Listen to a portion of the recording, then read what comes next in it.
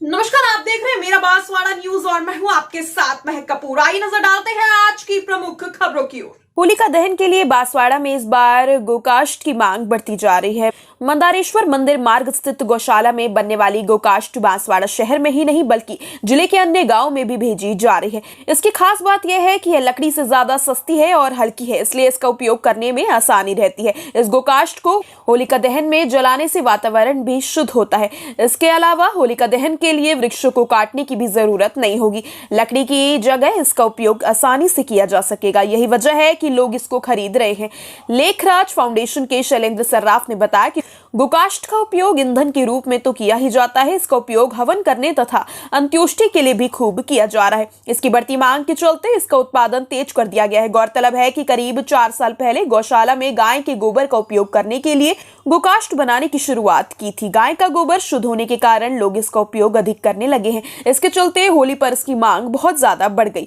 गौशाला में प्रतिदिन कई घंटों की मेहनत के बाद गोकाष्ठ को तैयार किया जा रहा है। इसको बनाने में गोबर, लकड़ी का चूरा, लोहबाण, गंगा जल, गौमूत्र आदि का प्रयोग किया जाता है। इन सबको मिलाकर मशीन में मिश्रित गोबर डालकर उसमें से एक गोल लकड़ी के आकार वाली गोकाष्ठ निकलती है, जिसको 4 से 5 दिन तक सुखाया जाता है। इसके बाद इसे काम में लिया जाता है। होलिका दहन पर उपले व गोकाष्ठ जलाने के दौरान इसमें कपूर और इलायची जलाया जाए तो इससे वातावरण में शुद्ध होगा और स्वाइन फ्लू के कीटाणु भी मर जाते हैं। तो आइए संकल्प लें कि पर्यावरण को बचाने के लिए गोकाष्ठ से निर्मित होलिका दहन ही करेंगे। तंबाकू मुक्त राजस्थान और बांसवाड़ा को लेकर शुक्रवार को चिकित्सा विभाग की ओर से आयोजित पत्रकार वार्ता में सीएमएचओ डॉक्टर HL ताबियार और डिप्टी सीएमएचओ डॉक्टर दीपक नीनामा ने तंबाकू मुक्ति के लिए हर संभव प्रयास करने की बात कही। डॉक्टर ताबियार ने कहा कि इसके लिए विभाग अन्य विभागों से समन्वय स्थापित कर रहा है, साथ ही तंबाकू के दुष्प्रभावों से बचने के लिए जागरूकता फैलाई जा रही है। उन्होंने कहा कि 100 दिवसीय कार्य योजना का मुख्य उद्देश्य यही है कि तंबाकू के दुष्प्रभाव घर घर पहुंच सके और उससे बचने के लिए जागरूकता लाई जा सके। डिप्टी सीएमएचओ डॉक्टर दीपक नीनामा ने पत्रकारों को संबोधित करते हुए कहा कि बैठक जन घोषणा पत्र की नीति अनुसार निरोगी राजस्थान अभियान के अंतर्गत तंबाकू मुक्त राजस्थान अभियान संबंधी 100 दिवसीय कार्य योजना बनाई गई है। अभियान में विश्व तंबाकू निषेध दिवस 31 मई 2022 तक संपूर्ण राजस्थान को तंबाकू मुक्त क्षेत्र बनाने का लक्ष्य निर्धारित है। उन्होंने कहा कि अभियान के दौरान कोटपा एक्ट को लेकर अधिकाधिक चालान काटे जाएंगे। पंचायत स्तर तक काटने वाले अधिकारियों को सम्मानित करने, सभी सरकारी गैर सरकारी संस्थानों को तंबाकू मुक्त घोषित करवाने के प्रयास किए जाएंगे। उन्होंने कहा कि सीडीओ के माध्यम से जिले के हर ब्लॉक में 15 स्कूल का चयन कर 100 गज के दायरे में तंबाकू विक्रेता के खिलाफ चालान काटकर कार्यवाही की जाएगी। डीपीओ डॉक्टर हेमलता जैन ने बताया कि तंबाकू मुक्त राजस्थान अभियान के 100 दिवसीय कार्य योजना के अंतर्गत चालानिंग को बढ़ाया जाएगा। इन्होंने 100 दिवसीय कार्य योजना के महत्वपूर्ण बिंदुओं पर प्रकाश भी डाला। वार्ता के दौरान कोटपा एक्ट की धारा 4, 5, 6 व 7 से संबंधित जानकारी दी गई। उन्होंने आगामी माह में आयोजित होने वाले कार्यक्रम के बारे में चर्चा भी की। आपको बता दें, इस दौरान आईसी समन्वयक अमित शाह भी मौजूद रहे।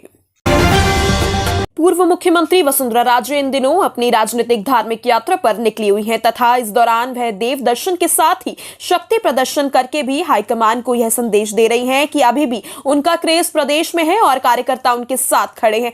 राजे झालवाड़, कोटा और बूंदी में इन दिनों देव दर्शन के लिए निकली हुई हैं, जहां पर हजारों की संख्या में कार्यकर्ता और पदाधिकारी उनके साथ यात्रा कर रहे हैं। वहीं राजे ने 4 राज्यों में भाजपा को मिली जीत का श्रेय प्रधानमंत्री नरेंद्र मोदी को दिया और कहा कि आने वाले समय में राजस्थान सहित अन्य राज्यों में होने वाले चुनाव में भी भारतीय जनता पार्टी को प्रधानमंत्री नरेंद्र मोदी के नेतृत्व में सत्ता प्राप्त होगी। वसुंधरा राजे ने भारतीय जनता पार्टी के 4 राज्यों में ऐतिहासिक जीत को लेकर खुशी जताते हुए आतिशबाजी कर फुलझड़ियां जलाई, तो वहीं इस जीत को प्रधानमंत्री नरेंद्र मोदी का करिश्मा बताया। राजू ने कहा कि भारतीय जनता पार्टी की नीतियों का और कार्यकर्ताओं की मेहनत ने मिलकर यह जोरदार विजय दिलाई है। वसुंधरा राजे ने कहा कि आगे गुजरात, हिमाचल, कर्नाटक, मध्य प्रदेश, राजस्थान, छत्तीसगढ़ में भी जल्द भारतीय जनता पार्टी का झंडा लहरने वाला है और आज की जीत पर बीजेपी के विशेष नेतृत्व को बधाई देती हूँ।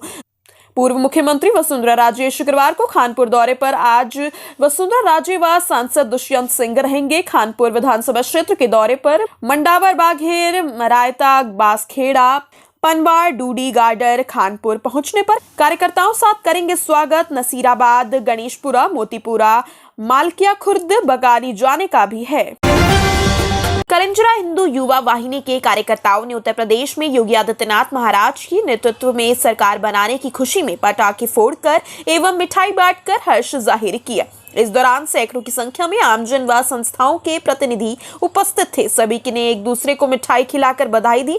वह इस मौके पर युवा वाहिनी के प्रदेश उपाध्यक्ष पुष्पेंद्र त्रिपाठी, जिलाध्यक्ष हरीश पटेल, केसरी मल्ल सोनी, विकेश कलाल, जुगनू जोशी, लोहित यादव, वीरेंद्र पंचाल, योगेश सोनी, अलकेश कलाल, ऋतिक कलाल, विधिक कलाल, नैतिक सोनी, नीलेश पंचाल, सचिन यादव, विशाल यादव, सुमित यादव, जिगर कलाल, दिशांत कलाल, अमन कलाल, मन कलाल उपस्थित रहे।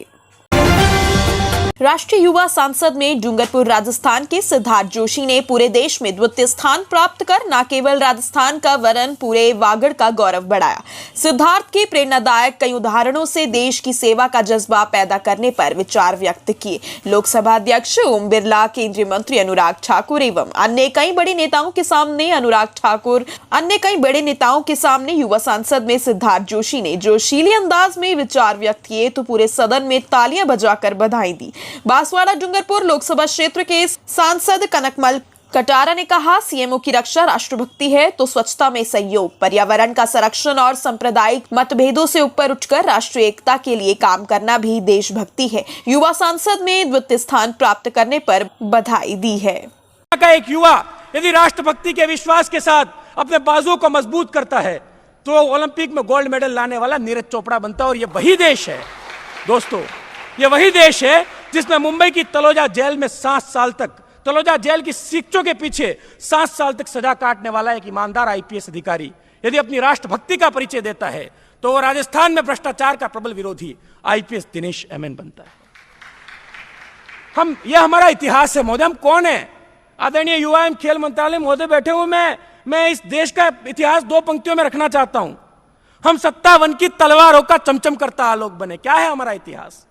हम 57 की तलवारों का चमचम करता आलोक बने। हम हल्दी घाटी में राणा के भाले की वो नोक बने। हम गीत बने, संगीत बने, शब्दों के गहरे छंद बने, सिद्धांत शून्य का देकर के इस सृष्टि के प्रारूप बने। राम कृष्ण ब्रह्मा महेश, हम महावीर से बुद्ध बने। हम दधीची जैसे ज्ञानी थे, हम दुर्वासा से क्रुद्ध बने और समय धरातल पर अपनी ये धारा सदा बहेगी। सुनो, हमारी संस्कृति तो जग में अमर रहेगी। नहीं बुझी अपनी ज्वाला, बुझ गए बुझाने वाले, अपनी हस्ती तो मिटी नहीं, मिट गए मिटाने वाले। मैं आज की इस नेशनल यूथ पार्लियामेंट में महोदय मैं वक्ता की भूमिका का निर्वहन कर रहा हूं। आप अतिथि की भूमिका का निर्वहन कर रहे हैं, कुछ लोग श्रोता की भूमिका का निर्वहन कर रहे हैं। 121 करोड़ के हिंदुस्तान का प्रत्येक व्यक्ति जिस दिन अपनी भूमिका को पहचान कर उसका निर्वहन करने लग जाएगा, राष्ट्र का निर्माण तो तभी हो जाएगा। अंत में अपनी वाणी को विराम देने से पहले मैं केवल इतना कहना चाहूंगा कि जिस दिन इस राष्ट्र का प्रत्येक शिक्षक सीएल और पीएल से परे अपनी अतिरिक्त छुट्टियों के बारे में सोचना छोड़ देगा, जिस दिन इस राष्ट्र का प्रत्येक चाणक्य अपने गुरुकुल की अस्मिता को रक्षित कर लेगा, जिस दिन इस राष्ट्र का प्रत्येक राजनेता पूर्णतया निष्ठा के साथ जनपद से लेकर राजपथ तक का सफर तय कर लेगा, और जिस दिन इस राष्ट्र के प्रत्येक न्यायालय की प्रत्येक खंडपीठ में बैठा प्रत्येक न्यायाधीश निष्पक्षता पूर्वक न्याय कर लेगा, उस दिन ना केवल मेरा राष्ट्र विकसित अब तो विश्व राष्ट्र की श्रेणी में अग्रसर होगा। Thank you so much. जय हिंद, जय भारत। और आज के लिए बस इतना ही। आपसे फिर मुलाकात होगी, तब तक के लिए देखते रहिए मेरा बांसवाड़ा न्यूज। चैनल को सब्सक्राइब करें, लाइक करें, शेयर करें। धन्यवाद।